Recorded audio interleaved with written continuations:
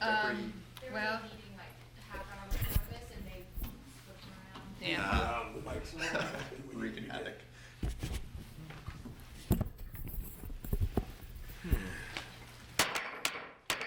Good evening, and I think we are ready to begin our conversations for the evening. And if we can begin with a roll call, please. Sure. All right, Mr. Alejandro, Here. Mr. Solly Yates, Present. Mr. Heaton, Here. Mr. Stolensberg, Here. and Mr. Mitchell. Yes. I'm And here. we have Bill here as well. And Bill. And we'll begin now, or move on to reports. Jody, do you have anything you'd like to share with us? Are you thinking, or did you not hear me? Jody? Oh, I'm sorry.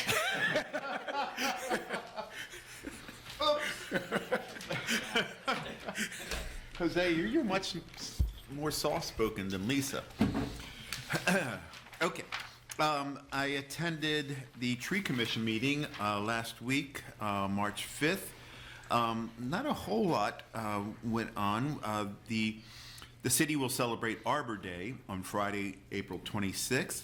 There will be a ceremony in Market Street Park at a large basswood tree that is on the protected list.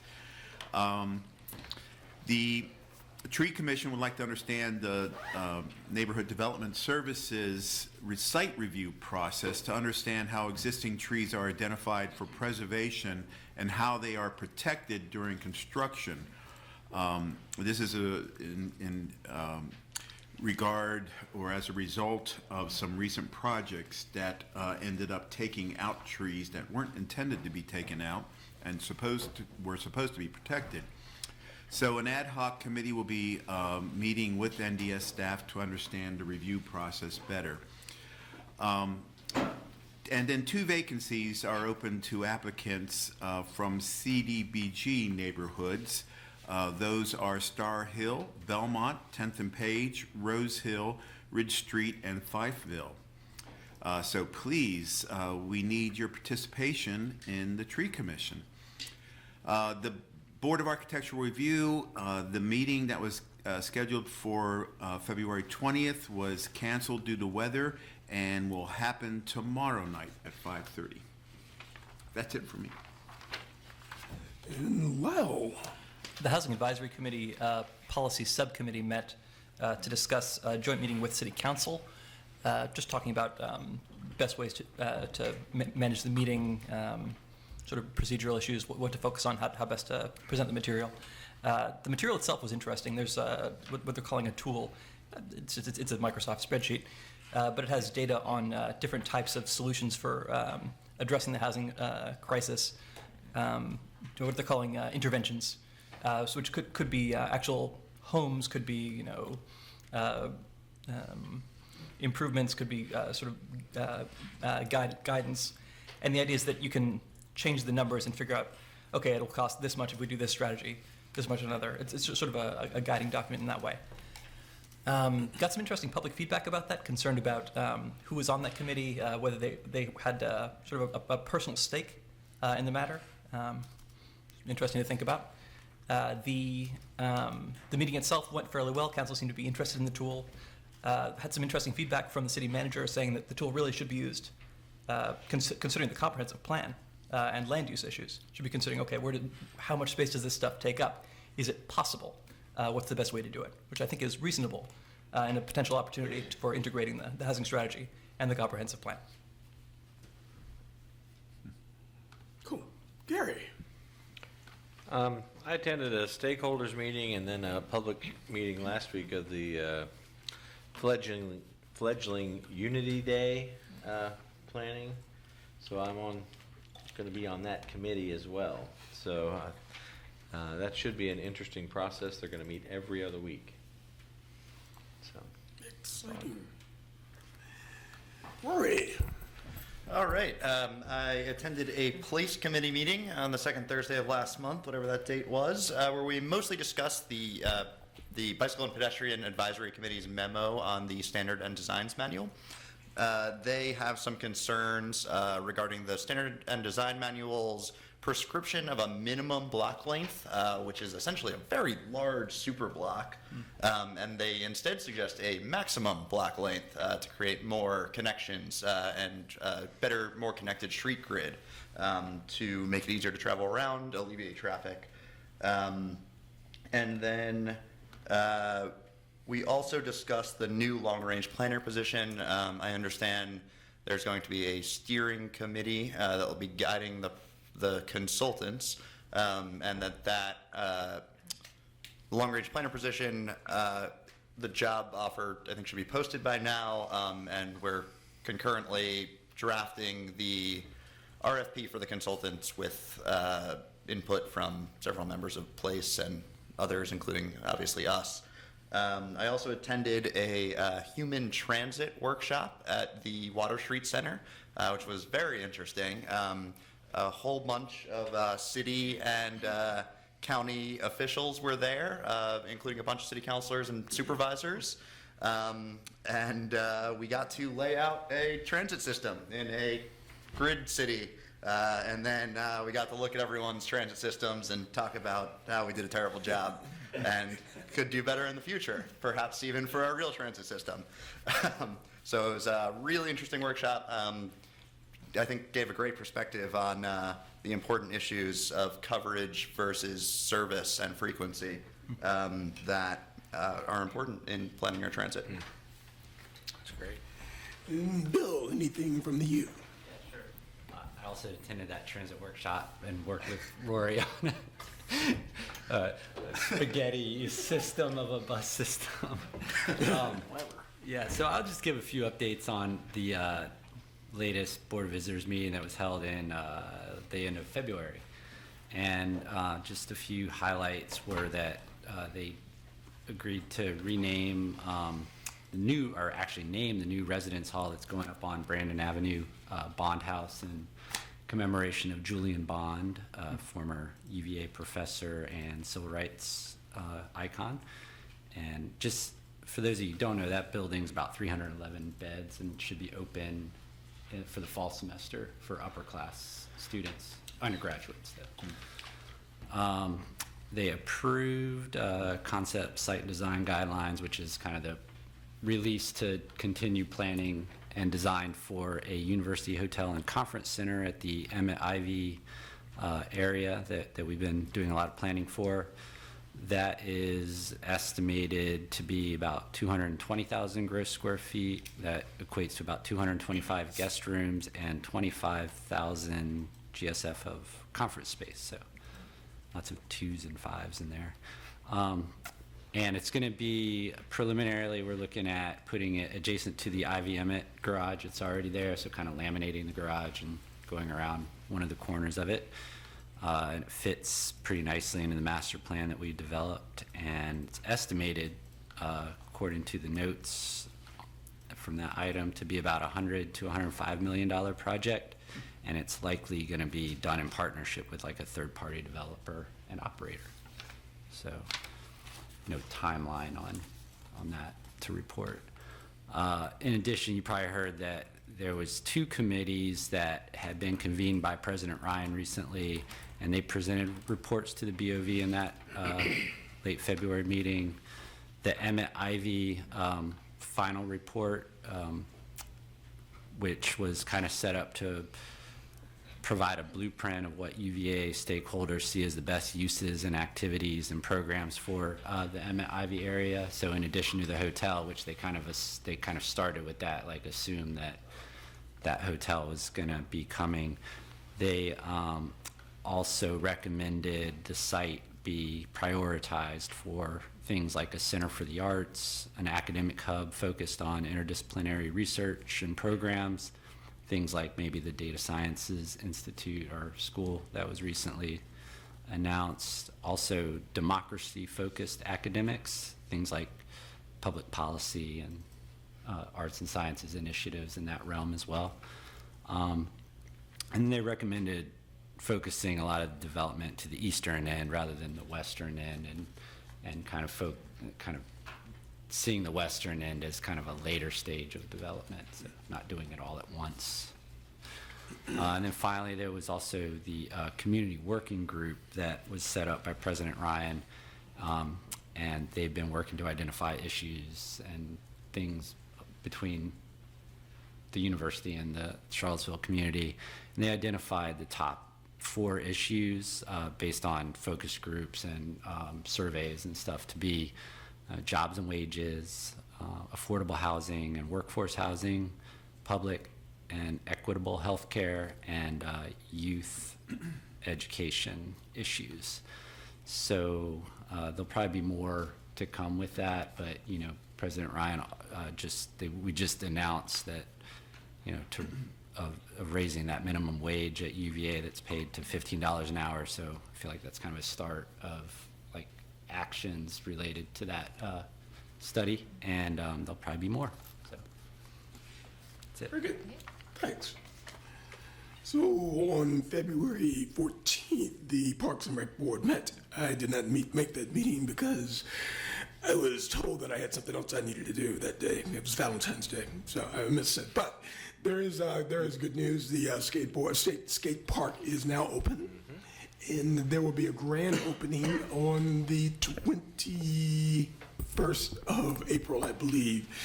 And we are still hoping that Mr. Hawks, is it Hawks or Hawk? Hawk. We're still hoping that Tony Hawk will actually be there for the grand opening. We don't know yet. So on the 28th of February, Jody and I participated in the Fontaine Streetscape meeting. And basically that meeting was to focus us on the feedback that had been received, one from the board members that are on the Streetscape committee, or the committee members, and also focus on the feedback that we got at the charrette that Bill and I attended. And as you might imagine, knowing the Fontaine corridor as you do, the things that they want focused on, the board wants us to focus on, or the committee wants us to focus on, and the things that the neighborhood wants us to focus on are to make it more bike friendly. They'd like bike lanes, and they'd like to see buffered bike lanes up and down Fontaine. They like it to be more pedestrian friendly, so they would like to see crosswalks with beacons up and down the Fontaine street in that lane. And they would like to see sidewalls covering the area to provide just a buffer for the pedestrians.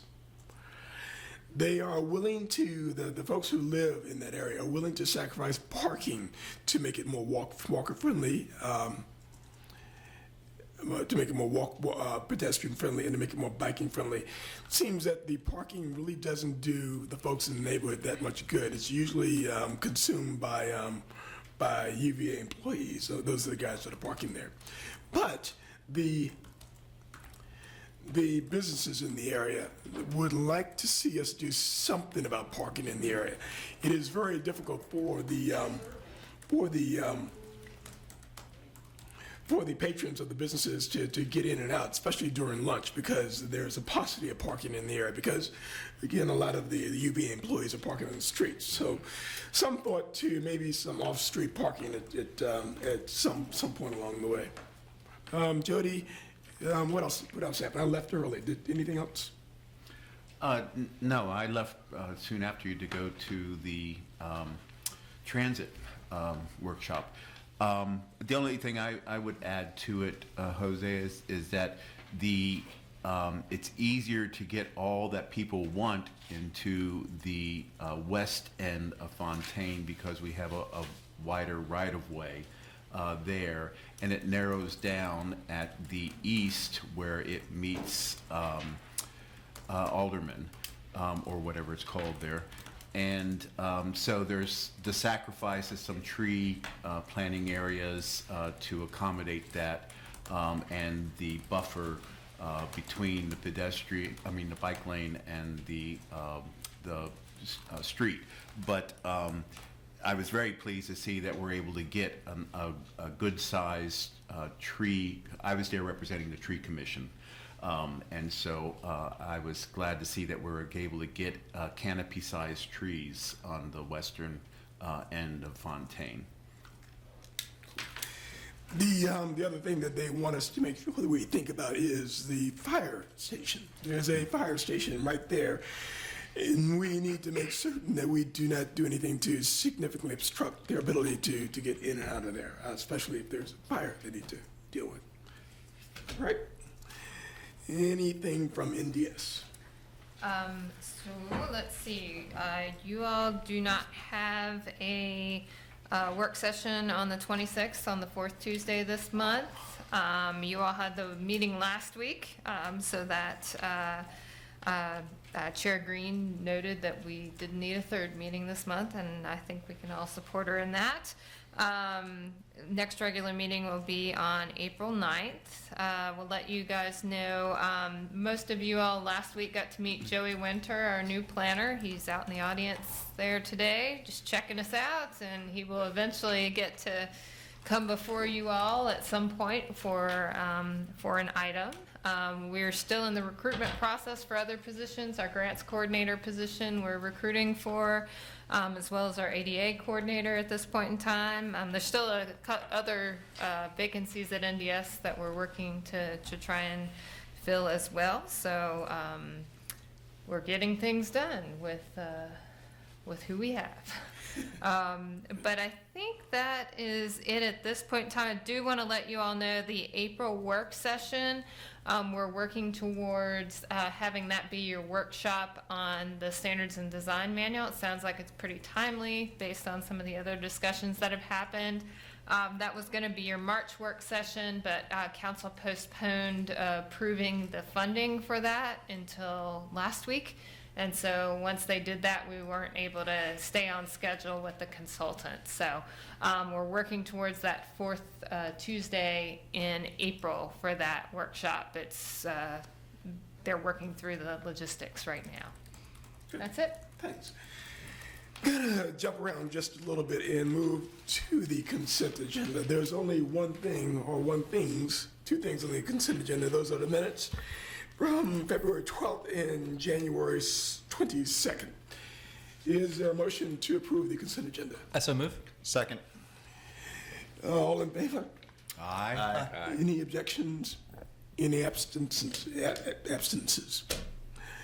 The agenda is approved. So we will now move into public comments.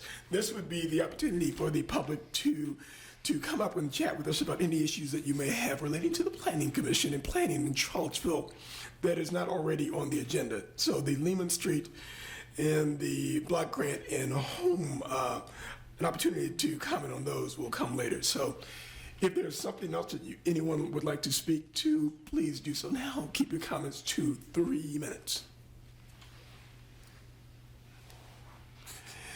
There are no comments. I will close the public comment section, and I believe we are now waiting for council. And we get word back from the mayor. Yes, we are supposed to have a quorum at 6 o'clock. Okay. We are in adjourned until 6 o'clock.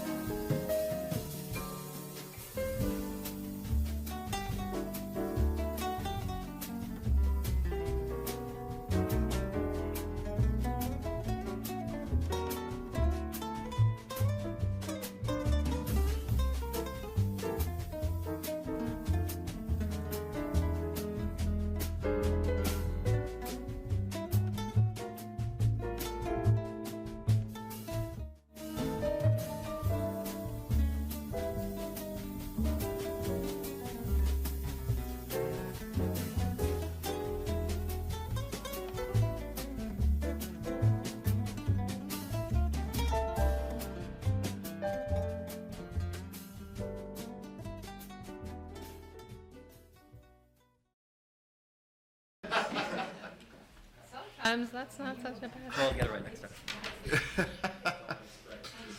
Wow, that's Pretty fun. Oh, wow. yeah. Makes a statement. They'll see you coming. Yeah. Tuxedo shoes.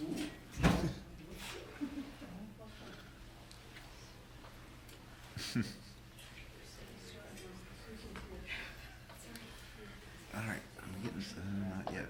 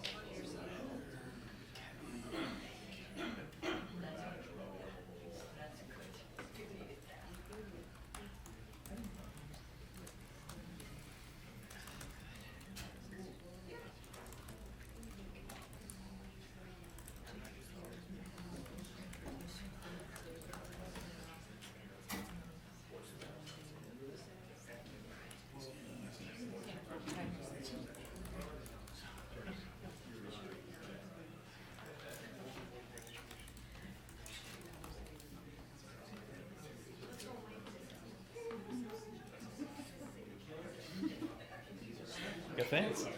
Fan club, that's so awesome.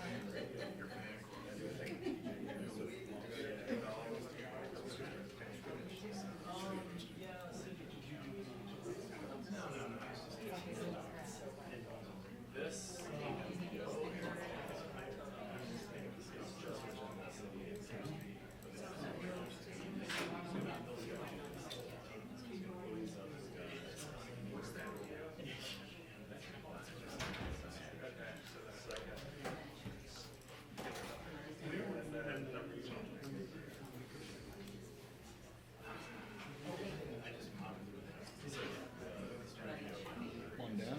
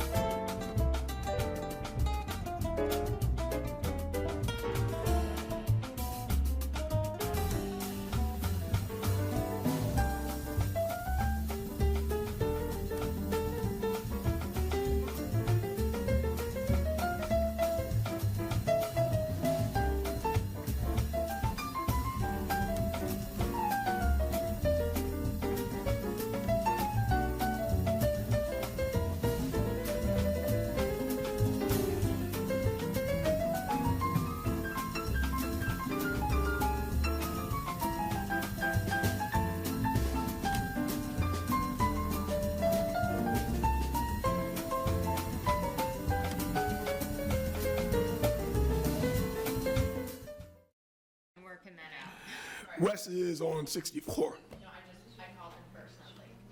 Okay, yeah. Okay. You guys, I mean, we were able to start, as long as we don't get to the public commentary by the time she comes in, she's parking right now. So, Is that? That's fine. Okay. All right, good afternoon. We are back in order, and we are able to continue our deliberations. There are two applications tonight that both relate to the Lyman Street residences. And I'd like to review both of those applications together. So we will hear from the staff, then we'll hear from the applicant, and then we'll open up to public comments for both of those together. But we'll have to deliberate on these applications separately.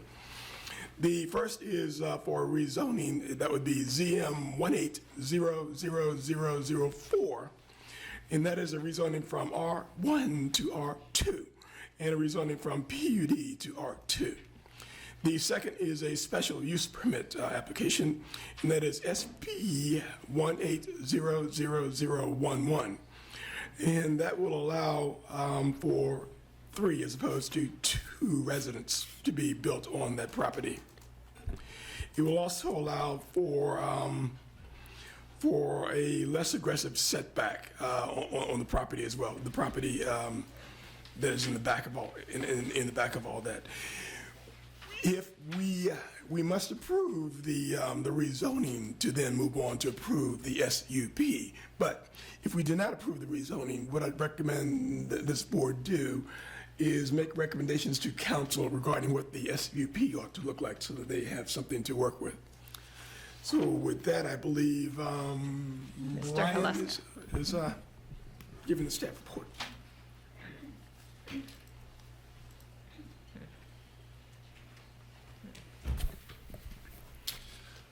Good evening. So members of the commission, this is 2 applications as our chairman stated for the evening, both related to development of 2 parcels on Lyman Street on the northern edge of the Belmont planning area. This area was, these 2 properties there was a request for rezoning of these properties that came to this body in 2013 and was ultimately voted on by City Council in 2014. That was a request to rezone to downtown extended. That request was denied by council unanimously. So the applicant has here, 4 years later, returned with a request to rezone to R2, both of these properties to R2 zoning. To just take the rezoning by itself for the time being, by rezoning to R2, the applicant would have then 2 R2 lots to give you an idea of what the by right of that would be.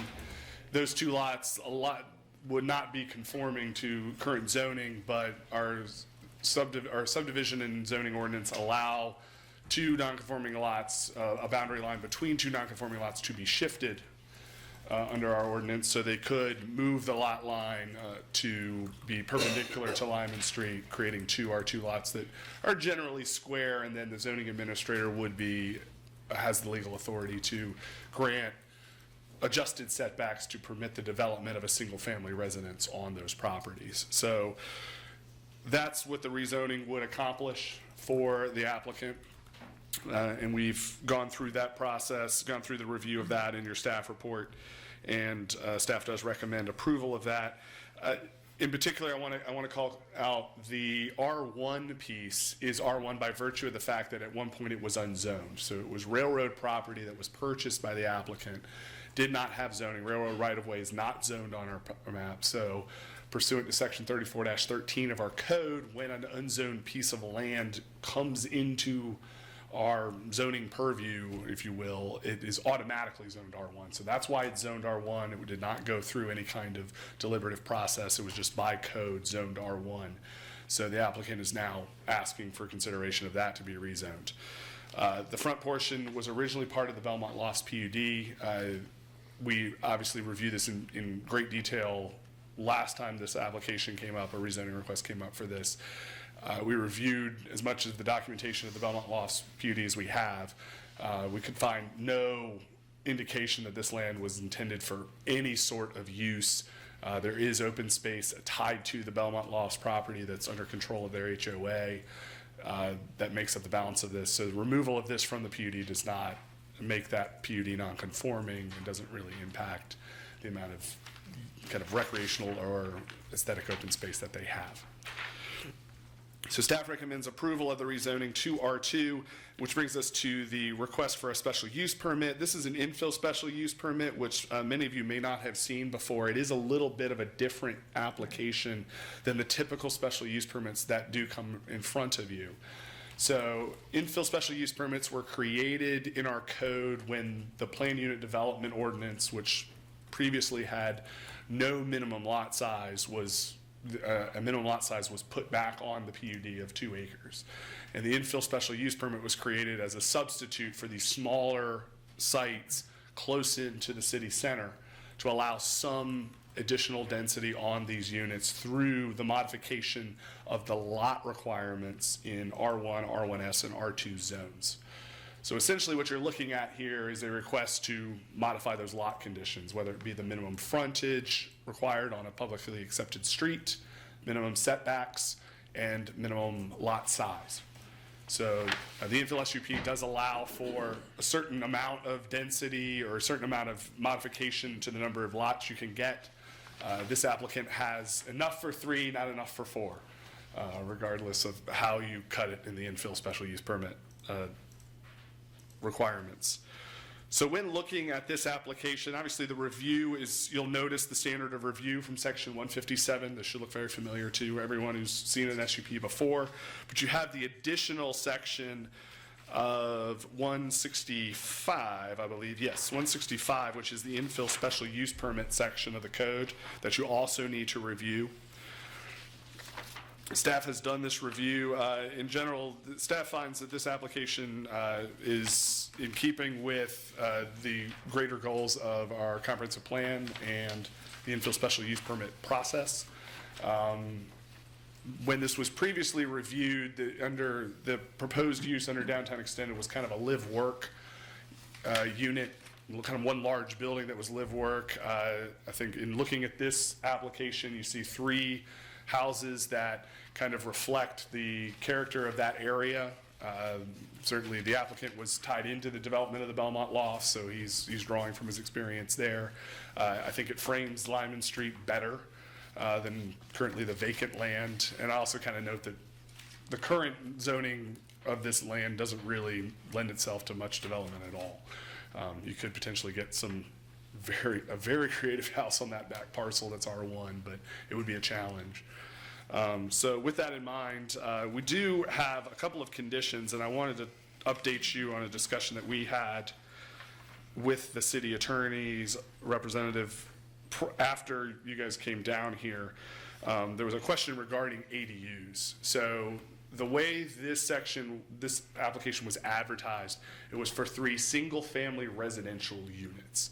Well, in our ordinance, a single-family residential unit in R2, R1, and R1S all can contain an accessory dwelling unit, provided they meet the guidelines in our zoning ordinance. So that should, just put that out there, and I'm sure the applicant will reiterate this. 3 single-family residences, the option to have an internal accessory dwelling unit is available in each of these, provided they can meet the parking requirements. All those units require an additional off-street parking space, so some of the land area here is going to limit that to a certain extent. But provided they can meet all the regulations, they could potentially do it. But, and as a refresher, if an owner of one of these units elects to do that, they do have to reside at the property in order to rent the other unit in the building. So those are some of the guidelines, some of the requirements that they have to meet. And with that, I'll be happy to answer any questions you may have. Questions? Would there be an issue if down the road ADUs were permitted? Would there be a public hazard or concern? Given the requirements of the ADU under the current zoning, in the current zoning ordinance, I don't believe so. The fact that the main concern here is Lyman Street is the configuration of Lyman Street is somewhat challenging for cars going down. It's narrow, the turns on either end are kind of blind. You may hear from residents, we've heard from residents about that it's kind of tough to see around those turns, and as all of North Belmont is, it's a popular route for people trying to avoid the major streets they should be staying on. So I think there would be a concern if there were on-street parking on the north side of Lyman. It's currently allowed on the south side of Lyman in spaces. Any kind of overflow on the north side would create a potentially dangerous situation in terms of sight lines. But provided that they can accommodate that extra parking space that's required under the code, I don't really see anything. It's as we were mentioning last night, it was the walkable area. It's a very walkable area, very close to downtown, very close to North Belmont, the Belmont Business District. Just for the public notification, what is an ADU? ADU is an accessory dwelling unit, so these would typically be, what we know as in-law apartments or another unit in the building that is smaller. It's limited to 2 unrelated persons, and there is a certain size limitation based on the overall size of the project. It can't be a 50-50 split between the gross floor area of a structure. So it's somewhat limited in size, limited in its occupancy. And if someone elects, these are by right uses throughout the R1, R1S, and R2 zones, so vast majority of the city permits these types of uses. So with regards to parking requirements for ADUs, I understand with the way this lot is laid out, and the front lot being used not for anything, the driveways go all the way to the back, and then there's sort of a fully paved area there.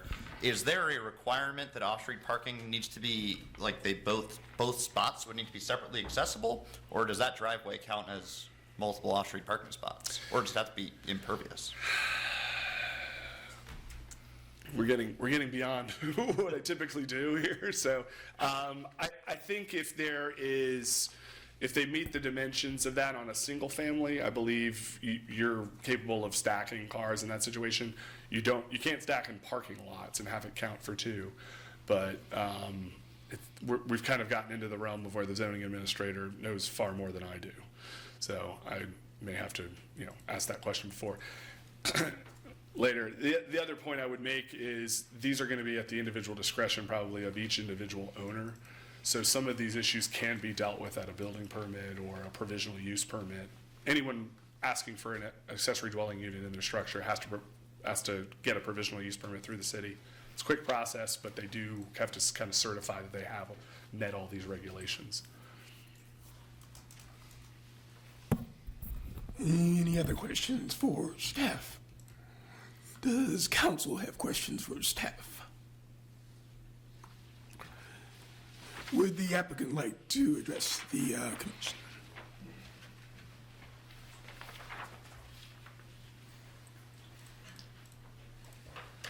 Thank you, Mr. Chairman. My name is Bruce Wardell, and I'm the applicant for BKKW on the Lyman Street project.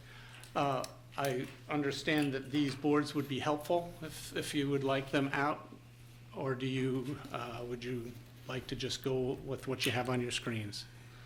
It wouldn't hurt to put them out so that the public can see them. We've seen them. Jody might want also to see. There you go. I'll put the pictures. You guys don't need the zoning and the aerial photography. Maybe just the renderings and the site plan would probably be most helpful.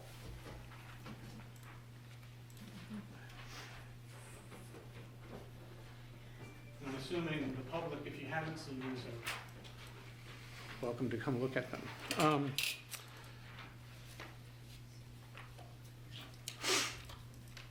I want to thank Brian Haluska, the staff member who helped us with this application. He's been very thorough, very thoughtful, and has responded to our questions and our concerns all the way through. I think the rezoning application was very simple. calculation in that these two lots in their current configuration wouldn't provide, as R1 zoning, wouldn't provide any ability to build. They were only 30 feet wide and 140 feet long. And with the setbacks in R1, and it was unbuildable. So that led to us to consider rezoning them to R2.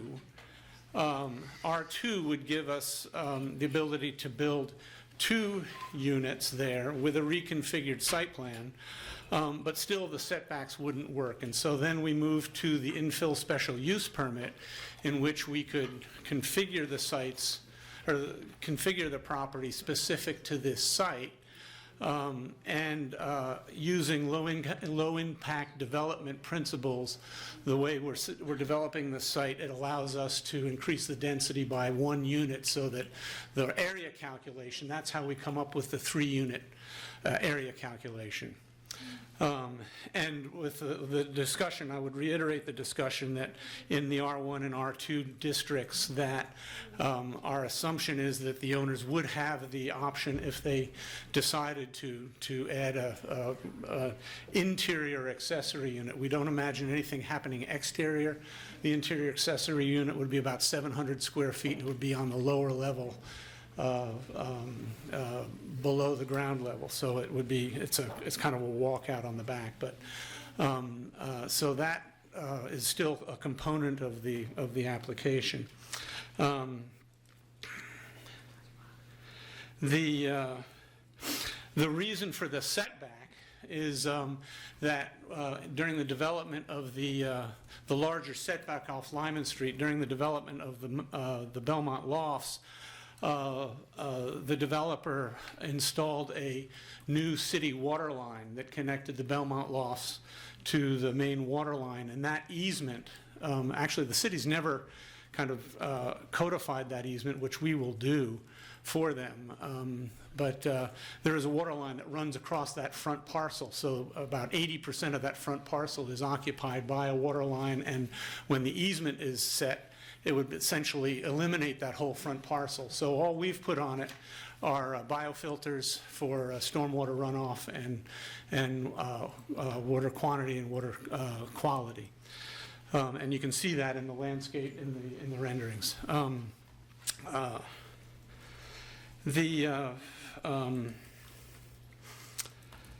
And we do not anticipate any parking on the north side. I think the street parks has on-street parking on the south side. We've provided, each of these units are 2-bedroom units, and so they would require 1 space. We've currently provided 3 spaces on the site development with the, if accessory units are desired in the future, we basically have space for one more parking space on the site without turning it into just buildings and parking, which is not what we want to do. And with some bike storage, that would get us that would allow us for 2 accessory units out of the 6. So the 3 single family and the 2 accessory units. Other than that, I think I'm happy to answer any questions. We put a lot of thought into this. The staff has been extremely helpful. And we've met with the Belmont Neighborhood Association back in December. And then we had a neighborhood meeting that we advertised. I think we sent out 117 invitations in, was it January or February? It might have been February. And about 7 or 8 people showed up, and we had about a 2-hour meeting and discussed things that they desired. We've changed some things in response to their comments at that meeting, and I'm happy to answer any questions. So, questions? Bruce, your renderings show a sidewalk in front of the houses along the street, and yet I don't see that on the site plan. What's the intention there? Well, the intention, the original,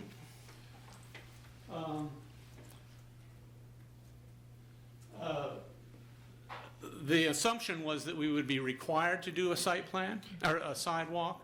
However, that sidewalk goes to not another sidewalk on either end. And we had a discussion with the neighborhood whether it was valuable to have that sidewalk on that side. I think we would have to ask for a waiver to not have the sidewalk there. We would rather have more planting on that side, frankly. But if we have to put in a sidewalk, that certainly would be part of the development.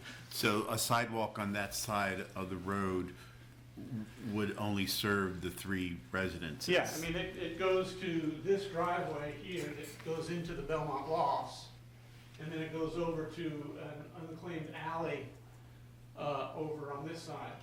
And Is there a sidewalk on the other side of the alley? no, But there is on the other side of the driveway, so that's a crosswalk.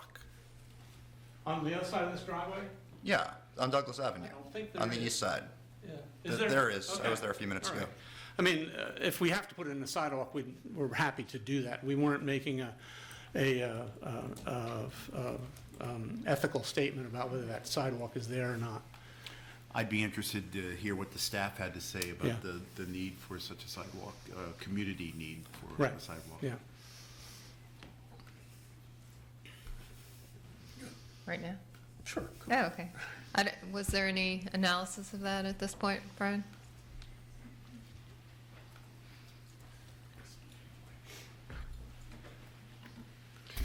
As the applicant notes, that is a requirement unless it is waived, so that's usually something that's dealt with in the site plan process.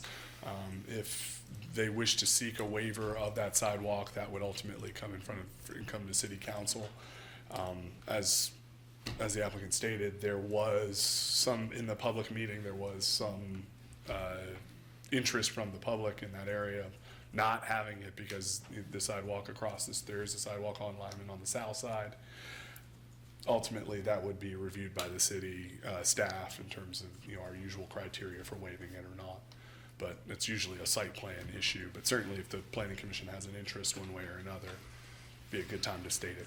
Wasn't there recently a project not too far away from there that was denied because there was no sidewalk on the opposite side of the street? I'm not sure, I don't know, but it's possible. I can't remember. I don't remember one. Yeah. Maybe 1204 Carlton, something like that? And, Not denied by staff, but no, by council. I don't know. I don't know if it was it specific to the sidewalk portion, or was I it- believe lack of adequate pedestrian infrastructure, Oh, I think I know. but because of that sidewalk issue was We are happy probably. to include a sidewalk. I mean, I'm not looking to waste a resource. If there's I would trust staff and the community to decide whether or not a sidewalk is needed there, and if it makes sense. I don't know the area myself well enough to make that judgment. Anything else? Gary, Lau, Rory, Bill. Mr. Wardell, so you purchased this land a few years ago in advance of that previous application, is that right? Yes, And that land is now assessed at, is it 194,300? no. More than that? Lower It than was assessed at $115,000 in the most recent one. that? Is that just the one parcel in the front? That's both parcels together, 115. yeah. Okay. Mayor Walker, I was just reminded that I needed you to gavel council in, so if you would gavel them in, that'd be great. Looks like they're gavelled in.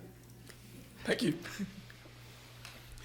So very quickly, just for absolute transparency, I live in Belmont Lofts, and Belmont Lofts is adjacent to the property that they were working with. I did advise legal counsel of the fact that I live in Belmont Lofts, and counsel has informed me that I do not need to recuse myself because of my proximity to the property, because I have no financial interest in what you guys are doing. So just want to get that out there so everyone knows. Counsel, any questions for the applicant?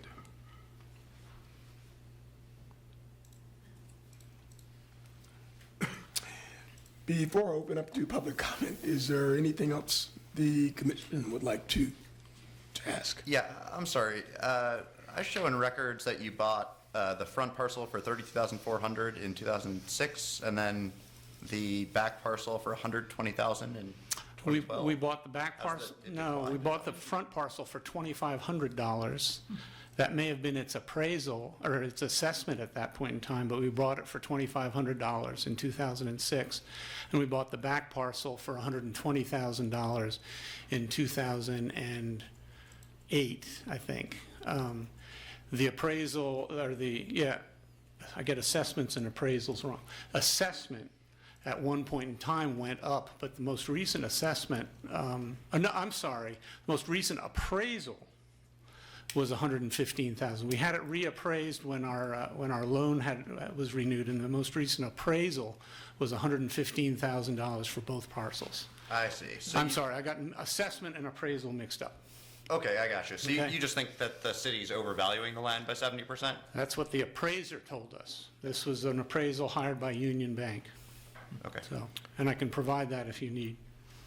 Yeah. And was the property previously owned by the railroad, the back parcel? Oh, boy, I've got a stack this thick of the title history of that property. It was originally owned by the railroad. It then, when CETA purchased the land that Innova and National Optronics are on, the transfer between CSX and CETA inadvertently left out this little strip of land. And so when we found it, we had to tell CSX that they still owned it. We tried to get them to give it to us. You know how that went. And so we discovered that it was still owned by CSX and not as part of the National Optronics and Innova property. So it was, so it was originally railroad land. Any other questions? All right, with that, then I will open it up for public comment. If you would come down, state your name, state your address, and keep your comments to 3 minutes, I would be grateful. So it is now open to you. Are there signups? Oh, there are signups. Oh, wait a minute, there are signups. I didn't realize there were some.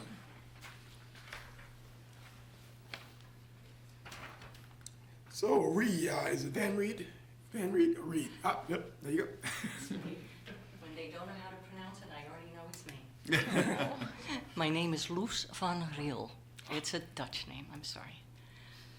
And Don't be I'm, sorry. I'm at, no, actually I'm not, I'm extremely proud. I was born and raised there. It's the most incredible It's worth place. it right there. There you go. I live at 201 Douglas, which is on the corner of Douglas and Lyman. So I look at the lofts all the time. I have a beautiful view from Lyman, over the railroad and into the city. And of course, if I had my absolute biggest wish and he could get a lot of money without building, I would not have anything there because now I'm going to have buildings and people looking in my windows.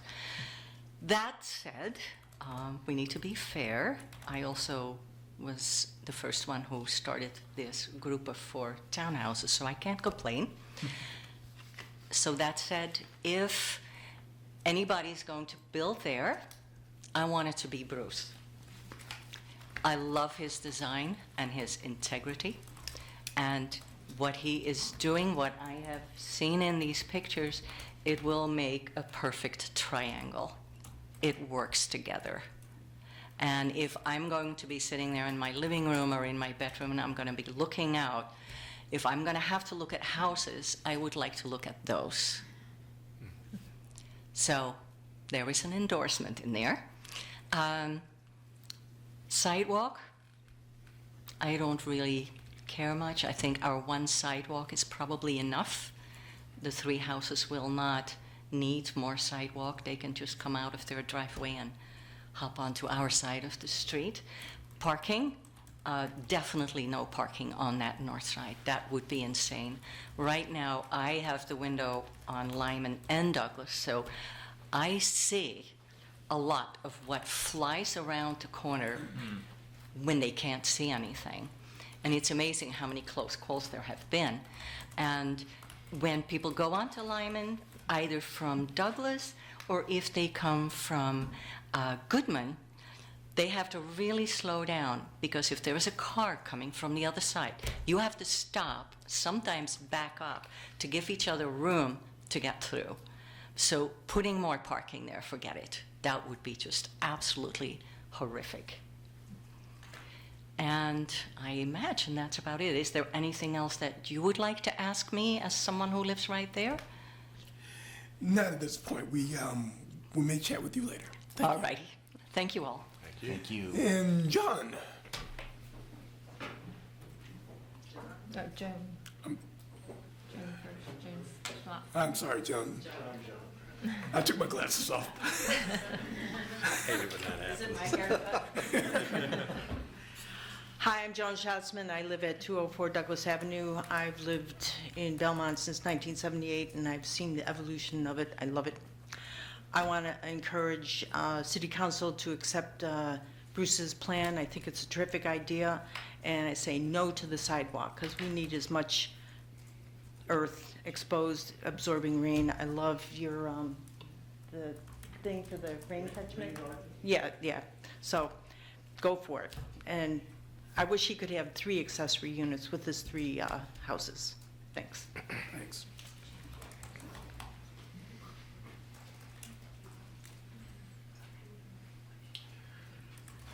Hello, my name's Steve Huff, John Stephen Huff. I'm currently I have the only residential property on Lyman Street.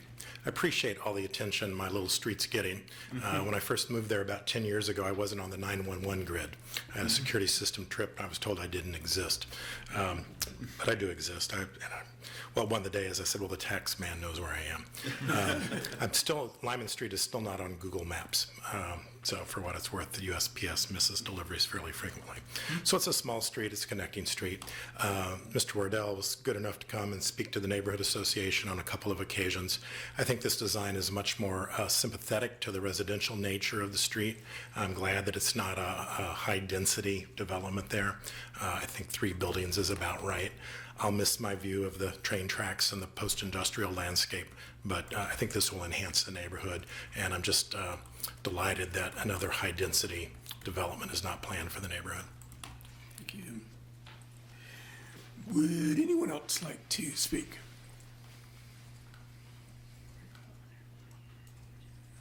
Going once, going twice. Would anyone else like to speak? The public comment session is closed. And I'll open it up for discussion amongst the commission. You look like you're priming to chat. Well, I'd just like to, I have to remind myself, as much as I like the design that's been shown to us and the layout, it's very exciting. I have to remind myself, though, that if to vote for this doesn't necessarily mean that these will be built there. It goes with the property, and the property could change hands again. And so our decision here is not for the way this looks, but for the zoning of the land.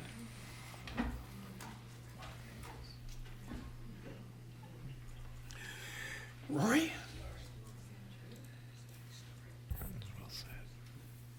I'd just like to say, I think it's appalling that City Council turned down the last application, and that on a piece of land that's valued at that is assessed at $986,000 per acre, that we're talking about putting giant single-family houses there that are going to be sitting on $65,000 of land alone underneath them.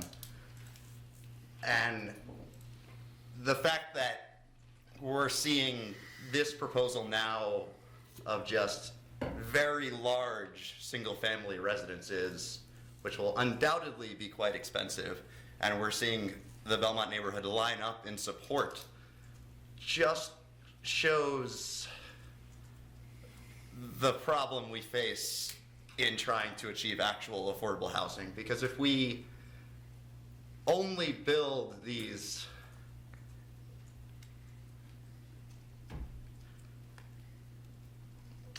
monuments to non-density and suburbia in a piece of land that is 825 feet from the parking modified zone, where you don't have to have a whole parking spot per person and you're breaking the law, 1,250 feet from where we're sitting right now.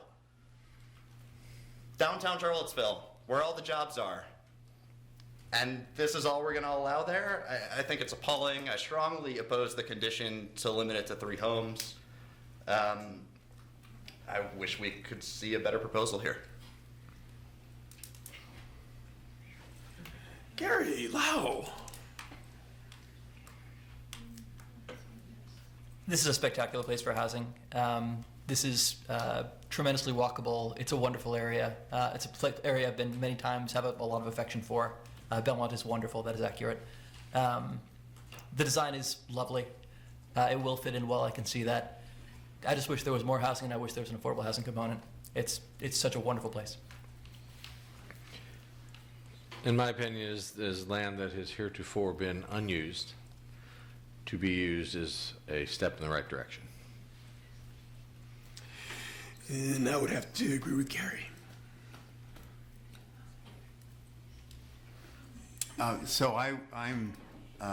My opinion is based upon what's come to us for us to judge, and I agree that with Gary that I'd much rather see see it developed than sit vacant.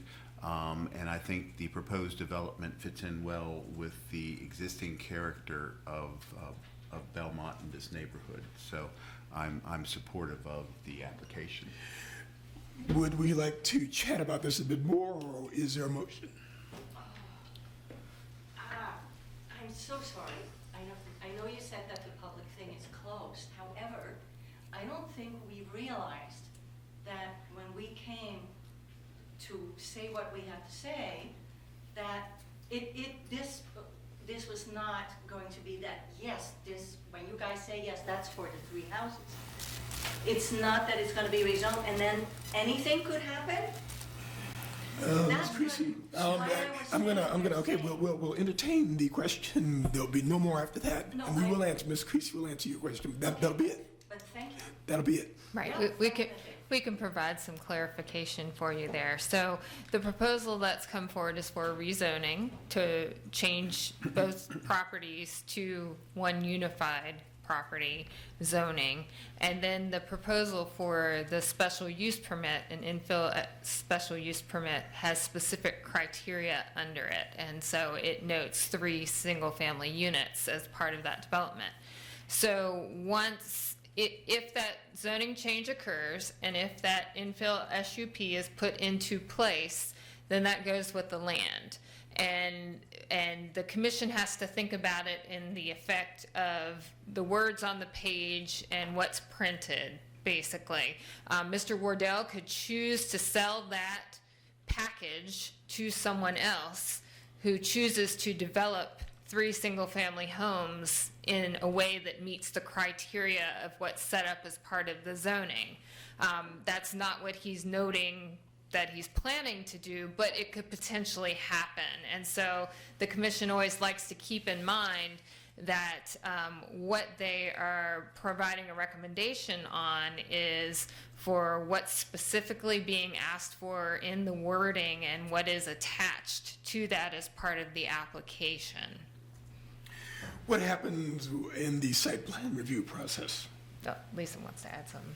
So let me just clarify. So if you will look at the conditions and staff's recommendations, one thing that it's possible to do is modify the wording of those conditions a bit. So one of the conditions says the characteristics of the development will remain the same. You could change that wording to say the use of the property shall be in accordance with the materials presented by the applicant in this case. So you can limit the use of the property to the specific development being present it here, and then if somebody wants to change that, they can come back and Go through a public process to go do through a that. public process again. So that's one protection.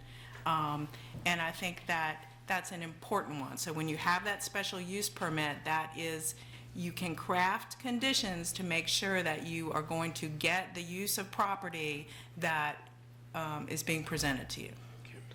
So we do that during this permitting time, or during the special permit time, or during this zoning? We're doing the zoning now. Go to your staff report for the special use permit, page 14, and under staff's recommendations, they have 3 listed conditions. I recommend changing the wording of number 2 just a little bit to make it clear that the use of the property shall be in accordance with the application materials, and that and I can wordsmith that if you can make a general correction. And then also, if I could change topics a little bit, in number 3, I would recommend that instead of the maximum number of units, I would say that the number of single-family detached dwellings in the development shall be 3. That's the category of the building that it is, and each of those buildings can have an accessory under the provisions of our zoning ordinance. All right, just to state the obvious so that we're all on the same page, there'll be 2 votes. One vote will be on the rezoning, and the second vote will be on the special use permit. And it is at that point that we need to stipulate, as council has suggested. Gary. Well, that's what I was at. So the rezoning, we cannot put special. No, Okay, so we we were have to talking about rezone the- it first, and once that's done, it's done. I understand. Okay. I'm just telling you that the issues that, to clarify for the people who are curious and for all of you, you deal with that issue in the special use permit. So, addressing that, I move. Wait. Let me darn it. Let me get one more comment first, please. I'd just like to say one more thing. And Jody, you mentioned earlier that it fits with the character of the neighborhood. And I think you mean in the built form. I know that's what you mean. But I just want to say that the character of this neighborhood is changing, and rapidly. The house right next to the one on the corner, 205, has appreciated in value from under $100,000 in 2002, a couple years before those lofts next to it were built, to now $420,000. So a 4.5 times increase in basically 15 years. If we keep built form the same while the city grows in population, the character of the neighborhood in terms of the people that live in it will change. And to close, I'd like to quote a very wise comment that someone made once. And it's this: I'm excited when there's high density development inside the city rather than suburban sprawl. That's from 2006. Mr. Lathrope, would you like to make a motion? Yes. I move to recommend approval of this application to rezone the subject properties from PUD and R1 to R2 on the basis that the proposal would serve the interest of the general public and good zoning practice. Second. It has been moved and probably second. Ms. Creasy, would you call the roll? Yes, Mr. Lahindra, Aye. Mr. Solo Yates. Aye. Mr. Heaton, Aye. Mr. Stolensberg, Aye. and Mr. Mitchell. Yes.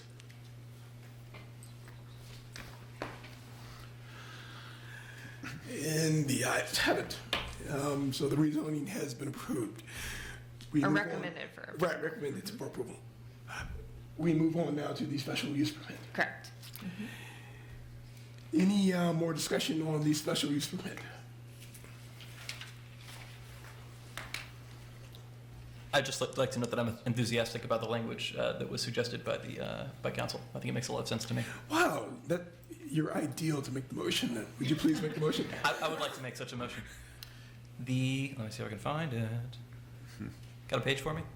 14. 14, Beautiful. possible motion number 1. That sounds like the one with a couple of amendments as discussed. Oh, it's so close.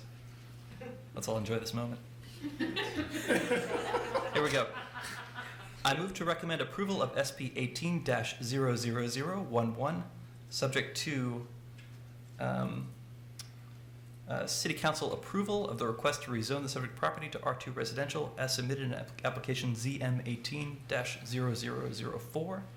The design, height, and other characteristics of the development shall remain essentially the same in all material aspects as described within the application materials dated December 21st, 2018, and revised February 28th, 2019, submitted to the city and in connection with the SP 19-00011 application, except as the design details of the development may subsequently be modified to comply with the building code requirements. Here we go. Use of the property will be in accordance with the materials submitted by the applicant, and the number of single-family detached dwellings will be 3. Second. Before I call the question, it was mentioned that the ADUs would be internal to the structures. Any objection to a friendly amendment that says that the ADUs, in fact, do have to be internal to the structure? Would you I object. Okay. Is there any further objection? Well, I thought they had to be. The single-family dwelling that opens it up to the ADU ordinance, which allows for internal and exterior. Based on condition 2, where you get into the details of what you are adopting, there is no space for an exterior unit. And the application materials do not show exterior units. So Right, so- if condition number 2 is going to say the use and development of the property will be in accordance with these materials, these will be the only 3 buildings that are authorized. I withdraw my request for a friendly amendment. Is there a second? I did second. Okay. Yes. I'd like to make an amendment to strike condition 3, Which was that? about the maximum number of units, of single-family units. That was 4. That's 4 now. No, it's 3. Yeah. That was my 4. The new second. Well, okay, I didn't understand that the use of the property became number 3, so thank you. Okay. Could you read the conditions again? The first 2 were as written. Third is the use of the property will be in accordance with the materials submitted by the applicant. It's very similar to 2. And the 4th is the number of single-family detached dwellings will be 3. And you are objecting, you would like to amend out 3, Making to a strike 3. motion to amend. Are you requesting a potential friendly amendment? No, it's been That's not a friendly seconded, amendment. so it would have to be Okay, voted on. seconded, so discussion. Gotcha. Okay. And use here means residential. Jody seconded. I seconded. Is that So- correct? so the motion Again, on the floor. if the new conditions are the use and the development have to be consistent with the materials, Right. the materials submitted show 3 buildings. So we need to vote on the motion that's on the floor. Has it been moved Well- and properly seconded? So the changes to the second condition, which added the use on top of the development, kind of made number 3 superfluous. So if the purpose of the amendment is to set a different possibility for number of buildings, that's going to be working contrary to your other conditions. So- But if the purpose of the amendment is just to get rid of that because it's already addressed within the requirement that the use and development of the No, property be what as depicted in the what we would like materials. to do is increase the density beyond 3, or allow for an increase of density beyond 3 to something else. Well, then that's going to work contrary to your So other conditions. what I'd like to do is vote on the motion that's on the floor. If Is there the a motion second? passes, there has been a Okay. second. If the motion passes, the motion passes. If the motion does not pass, then we revisit his objection. Okay. Ms. Creasy, would you call the roll? Mr. Lahindra? Aye. Mr. Sola Yates? Aye. Mr. Heaton? Aye. Mr. Stolensberg? No. And Mr. Mitchell? Yes. the SUP is approved and recommended approval for council has been passed on. Wait, I'm sorry, so I got confused. Was there a motion to delete the condition about the number of dwelling units? No. Okay, good. Okay, so you just voted to recommend approval? Yes. Okay, With good. the recommendations. Conditions that 1 we through made. 4. Yeah. Gotcha. Good. The next item on the agenda is the block grant and home funding. It is staff available, are you staff? I am staff. Okay. And do we have public comment on this, and does council need to stay? We do have a hearing, joint hearing on Okay, this. good. And so, as staff, I would be the applicant as well. I only involved with this. Most of this process, Ms. Tiara Howard, who has been our grants coordinator, has taken the task force through this process. She has just left the city, so we're transitioning. And I have been taking over some of these responsibilities, and we do have her helping us a few hours a week, in addition to her new job. So we're very grateful to her for helping us transition at this point in time. So each year, the CDBG and home process occurs. It's a very cyclical process. Certain things happen every time at the same time every year. CDBG, Community Block Grant Funding, as well as home funding are HUD-based funding that focus a lot on housing opportunities within the community, but they do have some allowances for economic development and for social programs. And so this funding has been used in the past for a mix of all of those things. We receive a certain allocation of CDBG each year, and as an entitlement community that Charlottesville is, as long as we continue to follow the rules, we will continue to get this funding. We're also the entitlement for the home funds, but we work in a consortium with the home funds, and so we work with the Planning District Commission, and so funding goes to each of the localities within our planning district in order to spread affordable housing larger than just into the city.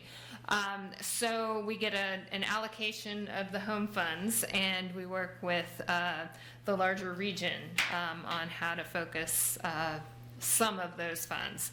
So this is the time of year where we bring forth the budget that would take effect starting July 1, or when HUD releases the money, which usually ends up being like November. But we have everything in place in order for to begin with that. So there are a number of different funding pots that come from this, but the CDBG task force, and Ms. Dow is a representative on that for the Planning Commission. They meet throughout the year to evaluate proposals for this funding. We have a number of our nonprofits, housing and social nonprofits that apply for the funding, and the task force evaluates those and brings forth a proposal which comes to you all and then goes forward to council for approval. As part of that process, some of the money is taken and given directly to a priority neighborhood. And then they use those funds, create a task force within the neighborhood, and determine what makes the most sense from the neighborhood perspective to use those funds.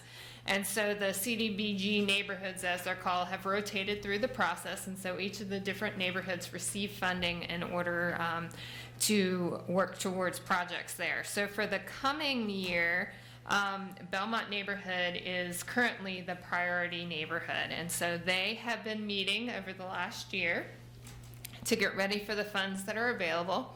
And one of the requests that we're going to ask you all to recommend to council tonight is a bit of a change in the order. So 2 years back, when we requested that council provide the next priority neighborhood, they are and were focused on the SIA area, and so chose to provide funding to both the Belmont and Ridge Street neighborhoods. And as part of how they prioritized the neighborhoods, they alternated the years. So they said Belmont 1 year, Ridge Street 1 year, Belmont 1 year, Ridge Street 1 year. Well, Belmont chose a program that we've gotten cost estimates on, and if they are able to be 2 years together, then we can cost effectively address the project that they've received. Otherwise, we will have to break the project into 2 parts, and we anticipate that the price will go up. And so one of the things we're asking here is for you all to recommend to council that instead of alternating those years, to allow 2 years for Belmont together and then 2 years for Ridge Street. We'll start working with Ridge Street in advance. And that way we can cost effectively and spend that money down so we don't lose that money. So that's really the big change in this from years past. We have a budget proposal here that's gone through the CDBG task force, the Priority Neighborhood Task Force, and also the Economic Development Projects go through the Strategic Investment Area Committee, which is another group that works on economic projects throughout the city. So there has been a lot of feedback before it even gets to you guys from practitioners of whether it be housing, economic development, or neighborhood aspect priorities. So let me see, I want to hit any other highlights, but not go too off the rails here, because I could talk about this for a long time. I did this solely myself many moons ago. I don't know that there's anything more specific. What we'll be asking you guys to do is what I was talking about with the priority neighborhood recommendation. And also, we never know exactly how much funding that we're going to receive. We get an estimate. So once they give us the direct funding of what it's going to be, we ask as part of the motion to note that it be prorated by percentage of projects, so that we don't have to come back again for a few dollars here and there. But that's pretty much the gist of it. I can answer questions the best I can. I may not have all the program details, but I'll do what I can. My question is, does the Ridge Street neighborhood, do they have a project in the pipeline? They do. 2 years from now? They are not quite there. Ms. Howard was going to be starting discussions with them, and then she left. So Okay. we're in the recruitment stage right now, and so one of the early phases of things will be to get that group started this summer, which will give some time for projects to come together for when the money's available. So in your opinion, this is not subjugating that neighborhood to Belmont? No, it's kind of twofold. It'll allow the Ridge Street to have some time to think about what they feel would work best for them, and then kind of be ready to roll once the money's actually available. And on the Belmont side and on the program side and just in general is that we anticipate cost savings because we'll be able to do a full project as opposed to doing it in 2 pieces. Thank you. Is it possible to get consent from Ridge Street neighborhood on this? I don't like the thought of robbing Ridge Street to pay Belmont. And I don't necessarily think that we're doing that because it's the same amount of money. It's just the timing. So. And they're not ready. They have nothing. And they don't have a committee set quite yet. So. Let me interrupt Sure. you because I don't want to lose count without getting any. Do you guys have any questions or comments before you wrap up and leave? Well, we're gonna do a hearing. Okay, I just see them. Yeah, they're getting ready. They're ready to. Didn't want to lose. Okay, Rory. Yeah, sorry, it's hard to concentrate. This seems pretty reasonable to me. I just want to make sure, do we have assurances that all of the money will be spent in the Franklin Street area and not in Northwest Belmont? The only project that's been chosen at this point is Franklin, and the cost estimates, it's gonna take both. Both years' worth will take All the money. for the estimate for the project, so. And then if we prorate the grants down, is there any risk that any of the programs that will be run won't be able to do their job and won't be able to run at all, or? We don't anticipate that. Usually it's not a downward, it's usually an upward. And so, usually just a little bit. And so it's minor adjustments to the numbers that might make an odd number at the end of one of these large areas. But it just gives a consistent, X percentage will go to each one, and because otherwise we have to come back, and even if we're changing it $5. So, and one other facet is we don't give anyone more than they requested as part of this process either. Okay. And then my last question is, I know in general, federal funding for programs like these have dropped over time. Have we seen that sort of thing with these two programs? And is there an expectation that if we push Ridge Street off a couple more years in the future, that funding will drop by then? Well, we have seen that in funding as well. As that has occurred, the priority neighborhood funding has not changed. So council has chosen in the past to keep the same amount of priority neighborhood funding and then use the rest for the general pot that folks can come in for the competitive process. And they could choose, they could choose to do something differently, but that's been done in the past. And I would guess if they were okay with moving it 1 year, they would want to make sure that the monies were equal. I'm just putting words in your mouth, perhaps. Jody and Lyle haven't spoken yet. Jody? I have no questions. Back on logistics. So is there a logistical issue we can't check with Ridge? Just Charlottesville has a complicated history, and Ridge is a big part of that history. And I don't like the idea that we're Bigfooting them without talking to them. We don't have so typically a task force is set up that works through this process. I would assume that they would probably work through, we would start with the neighborhood group that currently meets. I served on the block grant task force 3 times now. I am confident that they have engaged, or someone on the task force has engaged the folks in Ridge Street. I'm confident that the trade-offs have been discussed.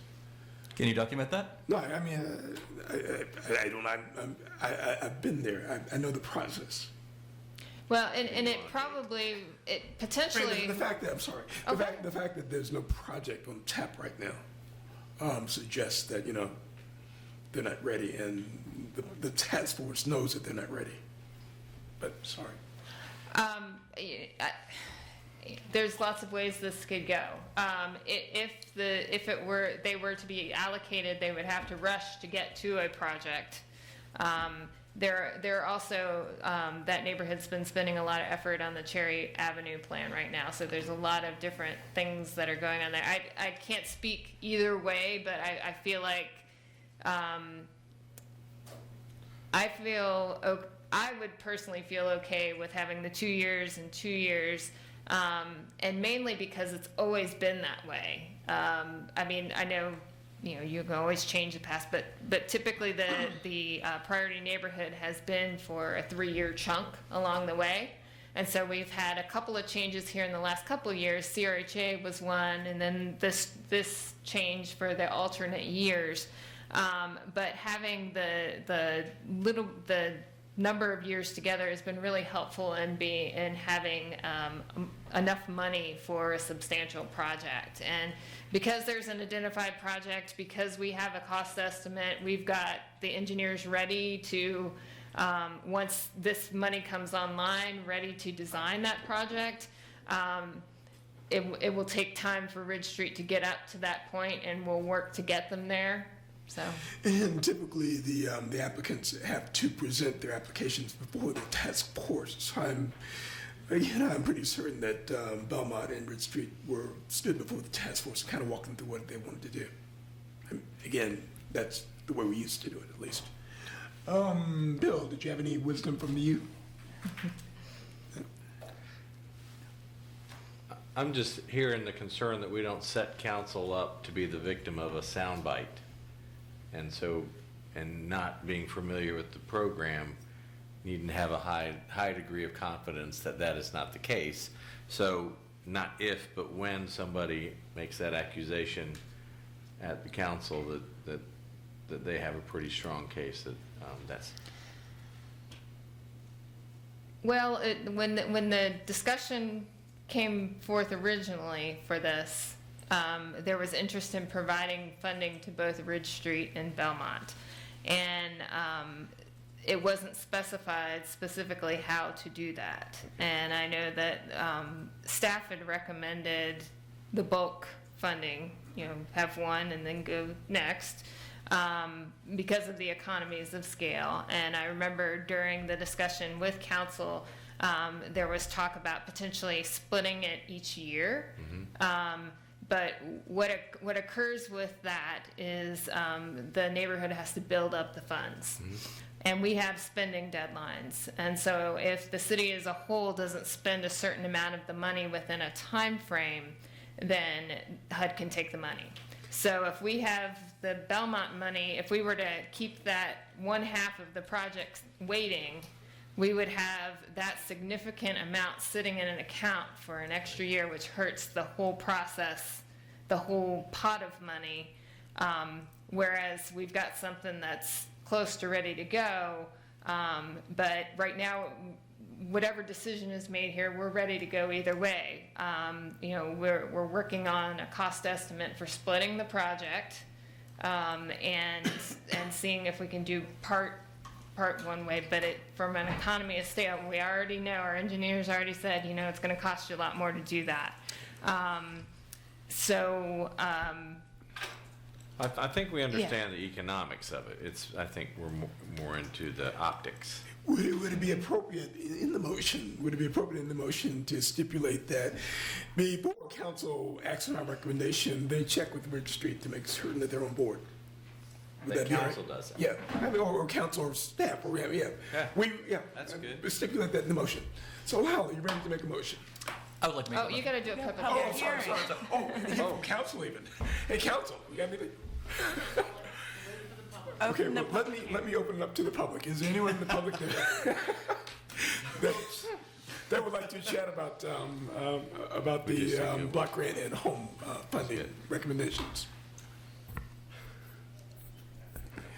Hearing none. Again, I'll ask council. Council, any input? No. Okay. Thank you for your concern, fellow council. Thank you. You were about to make, ma'am? Well, Wait. can I just say something? After these. Wait. I'm advised to close the public hearing. So I have to Yes, close the public close hearing. Okay, and I just wanted to say that knowing that a significant construction project takes over a year normally for design, for bids, for construction, to have 2 years in a row where you can do a significant project and have the benefit of funding over a 2-year period makes extraordinary good sense to me. So I'm fully in favor of approving what's been proposed. I have a motion. Yay. I move to recommend approval of the proposed FY19-20 CDBG and home budgets to City Council as presented in this report, with the requirement that the Ridge neighborhood be consulted. When the actual entitlement amount is received, it is recommended that all recommendations are increased/reduced at the same prorated percentage of actual entitlement. No agency will increase more than their initial funding request. In addition, it is recommended that Council designate the Belmont neighborhood as the priority neighborhood for FY19 to 20 to allow for cost-effective completion of the project selected, and designate the Ridge Street neighborhood for FY 2021 and FY 21 to 22. Second. Moved and properly second. Voice acclamation. All in favor? Aye. All opposed? Are there any abstentions? The motion is passed. And we have a presentation, do we We not? do. Great. And the presentation is from?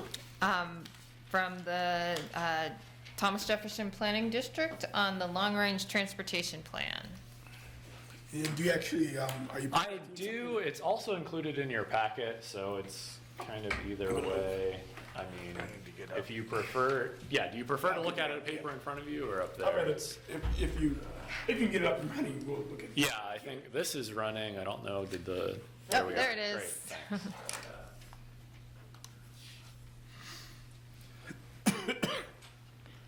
Jacob will have you go ahead and introduce yourself for the Yeah. record. Yeah, Yes, where's I'm- Chip? Actually, always used to seeing Chip. he's not feeling well today, or he Oh, might I'm have sorry been to able to hear come by, but Not that you're not well. I mean, I would have been presenting either way, but he may have been here, but Well, not he's always feeling a well. fixture whenever Thomas Jefferson Planning Commission shows up. Yes, so I haven't introduced myself yet. I am Jacob Zumfeldy. For those of you who haven't met me, I am with the Thomas Jefferson Planning District Commission and also the Charlottesville-Albemarle MPO. So I'm here to present on the long-range transportation plan that the MPO has been doing. So this is a follow-up to an October presentation to you all by Wood Hudson, my colleague, who recently moved to the Virginia Department of Rail and Public Transportation. So you'll may be seeing me more with him having left TJPDC. So yeah, just a very brief overview before I get into just kind of what the LRTP is. Fewer slides than last time, but still making sure to explain that, and then some of the project lists that have come out of the process. So as you might remember, this is a process that's been ongoing for over a year, and we are nearing wrapping it up. It will need to be completed by May of this year. So just a little bit of background on what a regional long-range transportation plan is. It's a forward-looking 25-year plan. So this is LRTP 2045, looking forward to 2045. It's updated every 5 years, focused on understanding the future transportation needs for the region.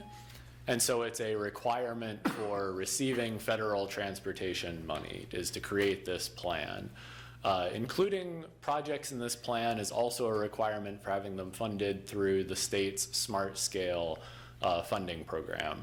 Although notably with Smart Scale over the last few years, that essentially de-emphasizes the importance of the long-range transportation plan because the long-range transportation before kind of, made projects so they were ready to be funded. Now they're ready to be applied for Smart Scale funding where they may or may not score high enough to be funded. So that's an important thing to know with the sort of kind of LRTP process now with Smart Scale being a primary way that major projects are funded.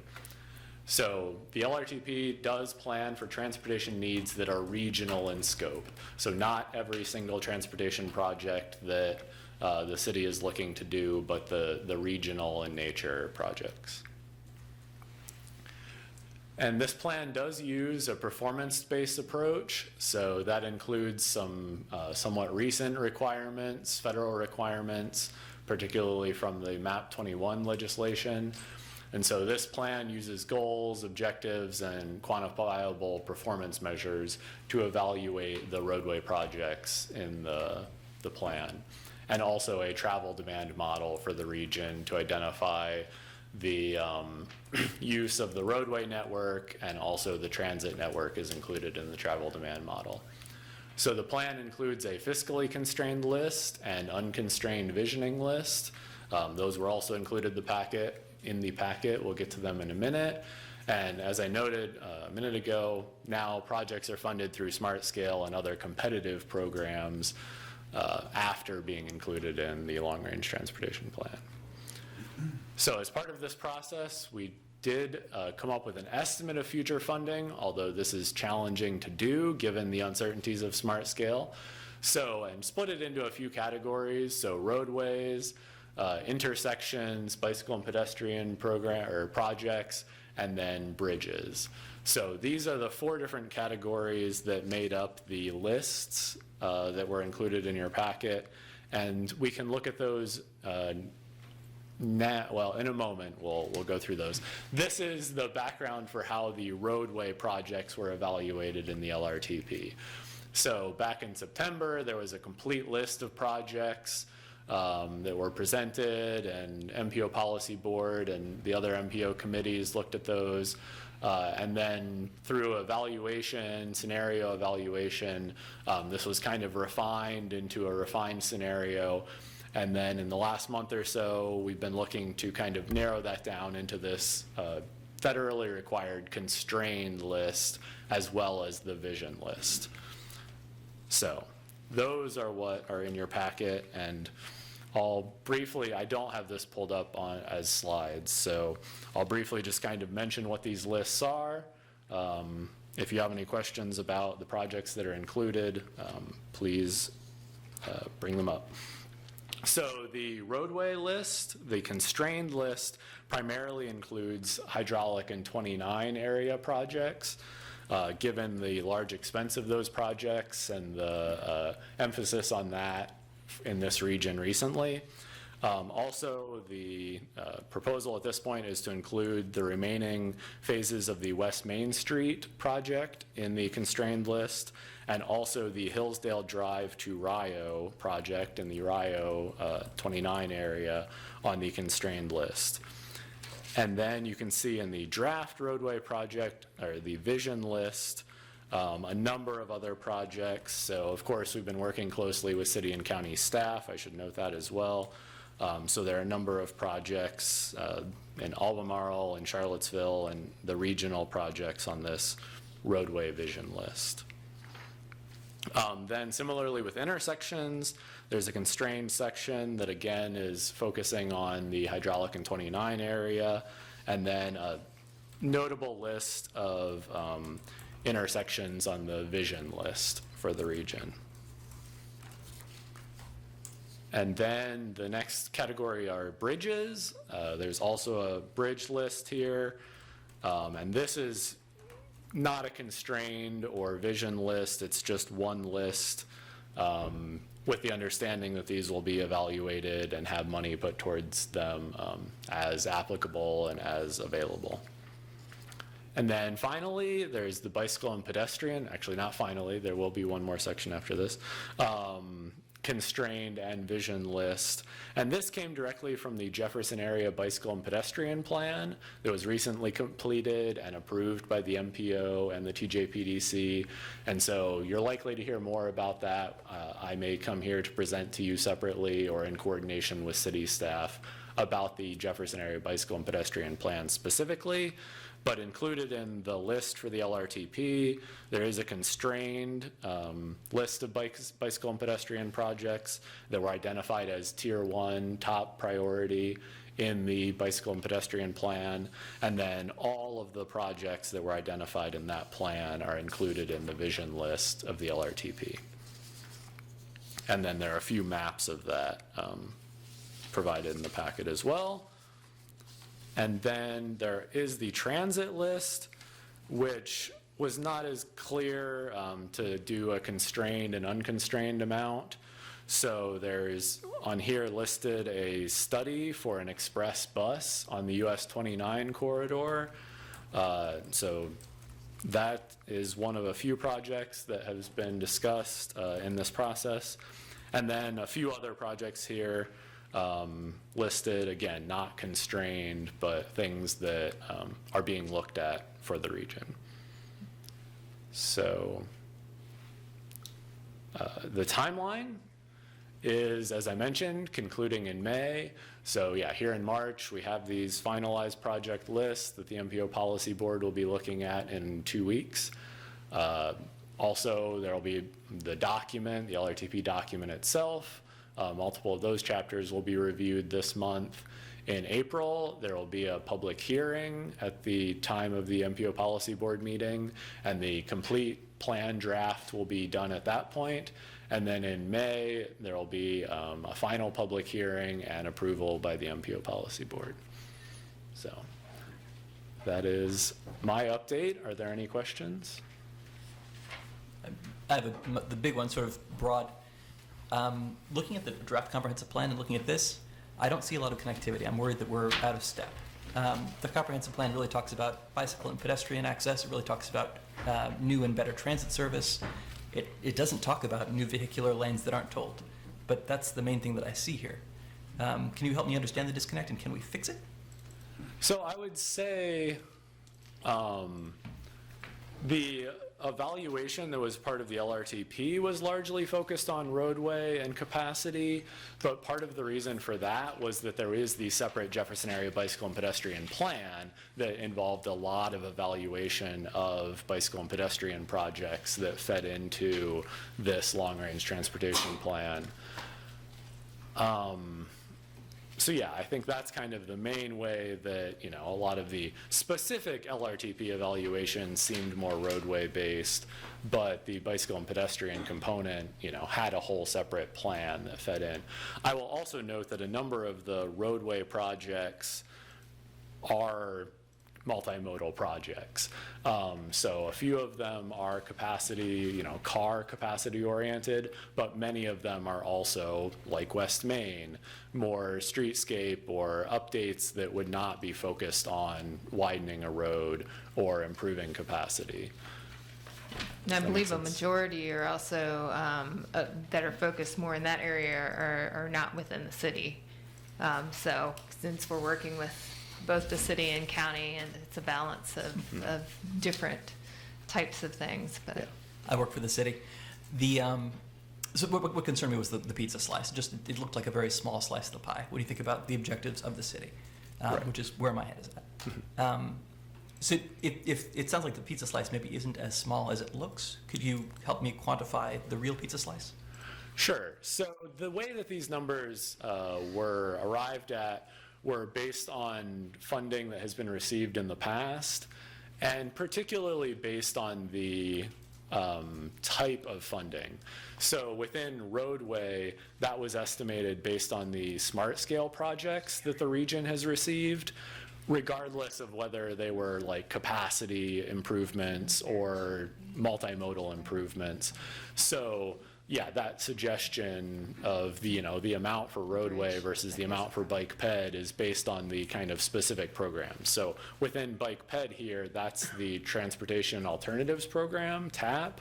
So that's where these numbers came from. It wasn't like the MPO had, you know, a large pot of money and they, or we decided, let's allocate 20% here, 50% there. It was more based on, you know, the specific requirements of funding and the performance in that funding in the past. And really, for projects to be competitive, they have to have the multimodal aspect that Jacob was talking about before. And so when you get into the roadways and the intersections here, it actually takes more and kind of goes into the bike ped and aspects of things. I mean, if you don't have multimodal, it's not going to be competitive.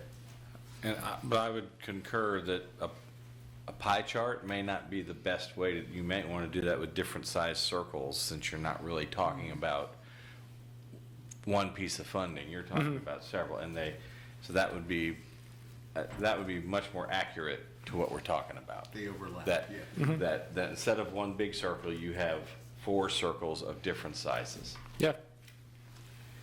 So it looks like the Derry Road Bridge is the one bridge in the city that made the cut and is in pretty bad condition, poor condition. Where in the project backlog is that? Do you have any idea? The bridges, I'm not prepared to discuss in depth. So with the Derry Road Bridge, that's something that's been on our radar. Our past city engineer, Marty Silman, spent a lot of time working on this, and it's another project that's on the radar. They've done repairs to it to stabilize it for a period of time. We also put in CIP requests to try and build funds to be ready for it when it's about 10 years where something has to happen. That didn't end up getting funded in the CIP, but we still have it on the radar. It's something where including it in here allows us to continue to keep it open for funding. It's a very costly endeavor. It's something that it's hard to get funded until it's So is it represented in this chart? Probably not, because it's not on a constrained. Well, there's not constraint the for the bridge stuff. Right. Yeah. It was just challenging, you know, whether it's replacing a bridge or whether it's upgrades. So you'll notice there are not costs. This one is very high on the technical end of the radar, which is why we specifically asked for CIP monies to try and bring it along. And so even though council, or even though the proposal doesn't have it funded for this current CIP, we will continue to move forward with that because we know it's a priority that's going to come, and there's going to be a point in time where it has to occur. That's something that's at least out there for discussion at this point in time. But rest assured, you can drive over it right now. There were some interim work was done on that last year that got that into a place where it's okay to drive on. I'm a little bit concerned about the political realities of what we're proposing. West Main has had sort of a hard time getting funded. Of what the city is proposing, do we have a shot at smart scale? Are we wasting our time here?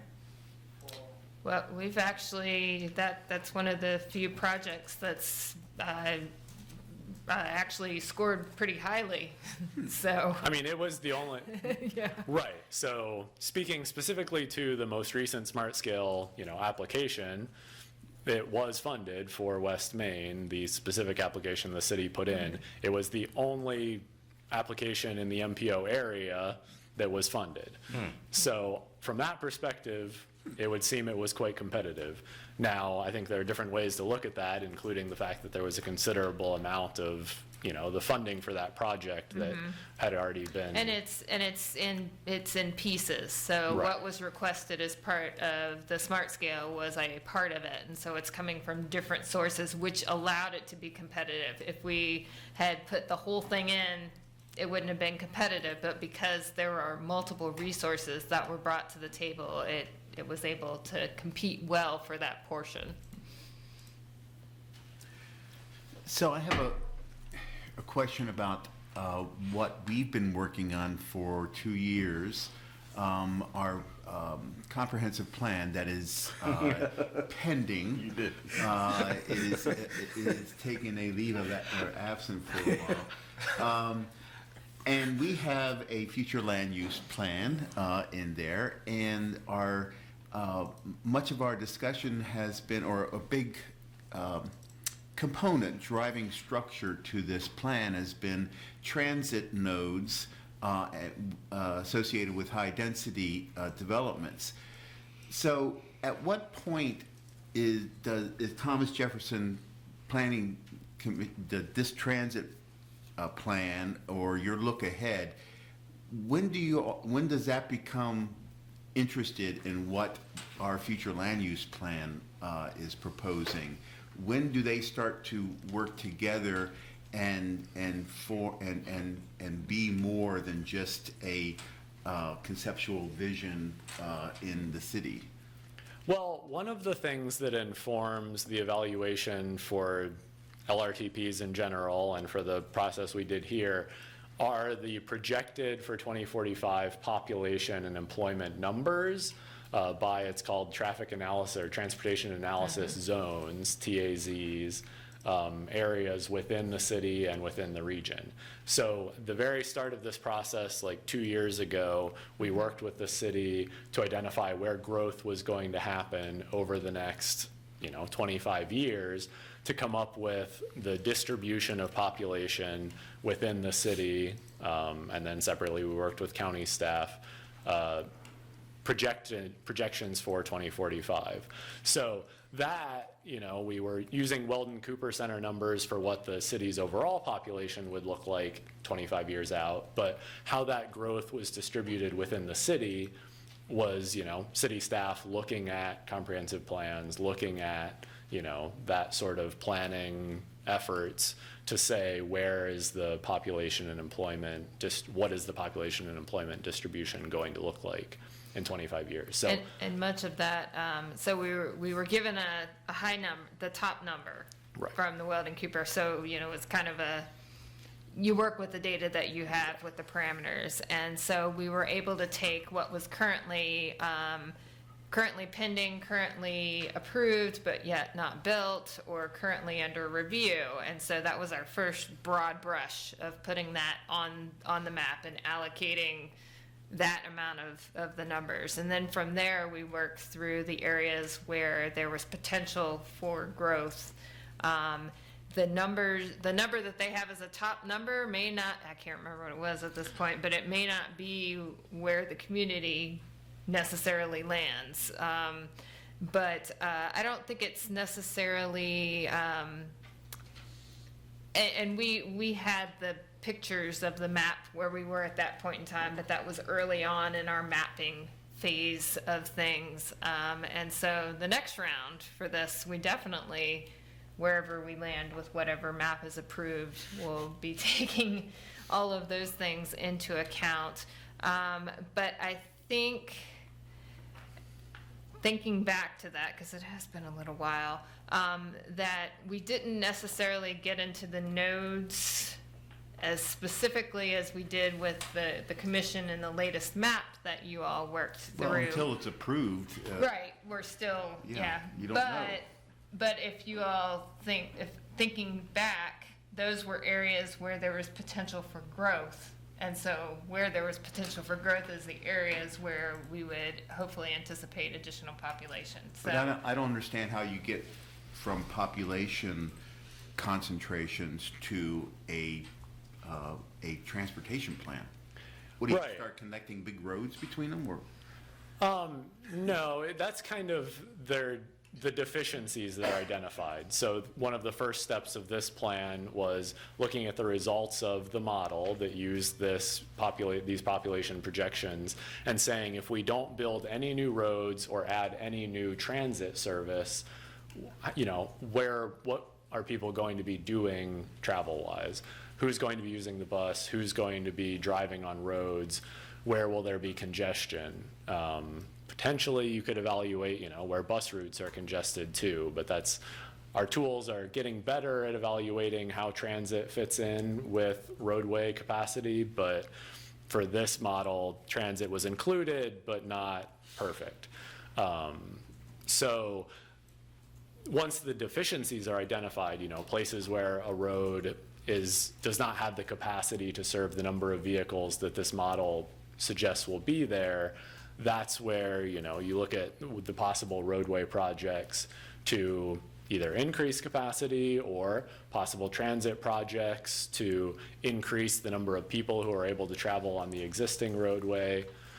That's where, that sort of, where there are lots of people trying to travel, what are the corridors, what are the areas that people are trying to travel to and from, where there isn't enough capacity currently.